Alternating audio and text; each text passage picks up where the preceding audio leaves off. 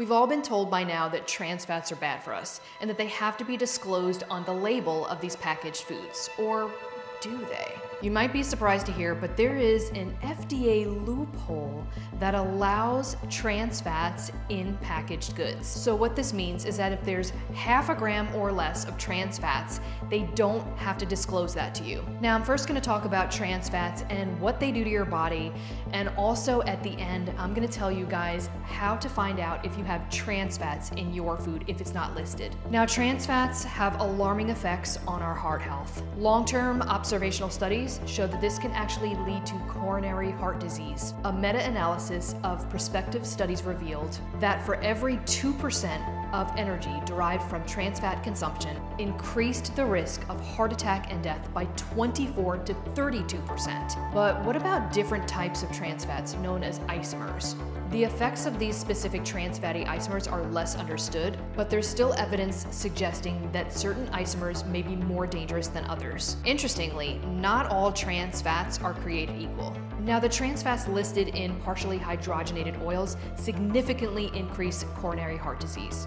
However, the trans fats that are found in animal products like cows and sheep don't seem to have the same harmful effects when consumed in typical amounts. So what happens when you eat trans fats? They negatively impact cholesterol levels, inflammation, and even the function of the cells lining our blood vessels called endothelial cells. And if that wasn't enough, trans fatty acids can also negatively affect insulin levels, particularly those that are more susceptible to insulin resistance, leading to type 2 diabetes. Now, even though I always recommend to choose whole food sources and really reduce the amount of ultra-processed foods in your diet, I also want to educate you and let you know how you can tell if these trans fatty acids are in your food if they're not labeled. Now, the obvious ingredients are going to be partially hydrogenated and hydrogenated oils.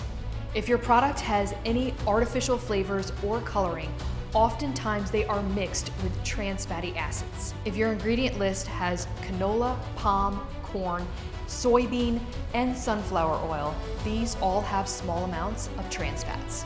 Now, even though a half a gram or less of trans fatty acids doesn't seem too alarming, if you add up all of the packaged foods that you're eating, all of the processed foods, and even going out to eat where they don't have to actually disclose these trans fatty acids, all of that can add up to alarming amounts. The best way to avoid this is to make your own foods and stop relying on packaged foods like chips, crackers, cookies, and other snacks. The best way to take control of your health is to control what goes in your food, and the best way to do that is to limit the amount of ultra-processed foods that you're adding in your diet.